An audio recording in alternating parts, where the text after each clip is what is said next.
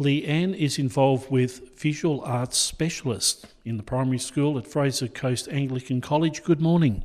Good morning. Leanne, you're part of an exciting program called EDGE. Tell us about that. So is a subject that we offer here at FCAC, and it's a non-assessed subject. So the idea with EDGE is that it's about giving students opportunities to work on some of those skills that you don't get from a traditional subject. We try to incorporate, going out into the wider community and essentially giving those children the edge, so when they're going out into the real world, they just have a few more skills and things under their belt.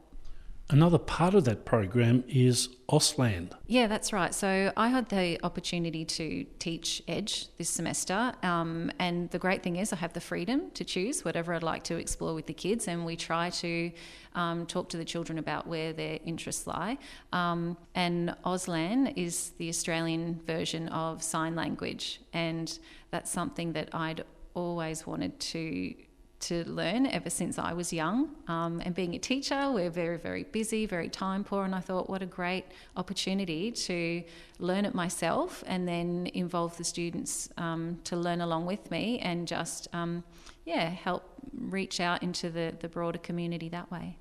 The program's been going for 2 years. What's been the reaction from the students? Yeah, they seem to really love it. So I've offered Auslan as an introduction twice now. So I've had some students who went through and experienced it for the first time, and they really loved it. So they've come back and they've taken the subject up a second time to try and build on those skills they learned the first time round and move up to the next level.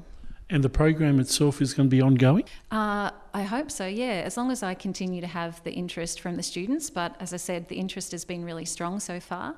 The kids are really quite keen to build up those skills and look for things that will, help them in the future in other ways. And what are some of those advantages? We're talking maybe future employment? Yeah, so one of the motivators for some of the children to come in and learn Auslan, the sign language, was actually so they could put it on their resume, because what a great skill to have, when you go out into the workforce and you're able to communicate with a broader part of the community. From what I understand, there's about 1 in 6 people have some kind of hearing impairment. So that's quite a few people out there. And the students, I think, understood that.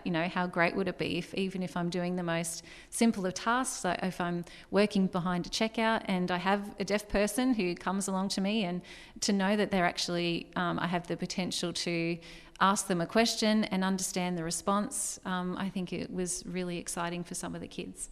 Well, it's great for the community too to be giving back. You've got a lovely story to share with us about a boy who got involved for a different reason. Yeah, one of my students, when he was deciding what to choose for his EDGE subject, he chose Auslan because he actually had a deaf boy in his church group that he would go to every week.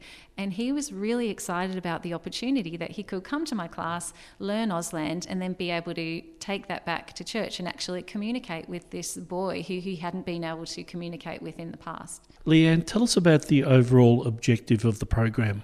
Well, for me, it's really important that we're just trying to be more inclusive with everything that we do.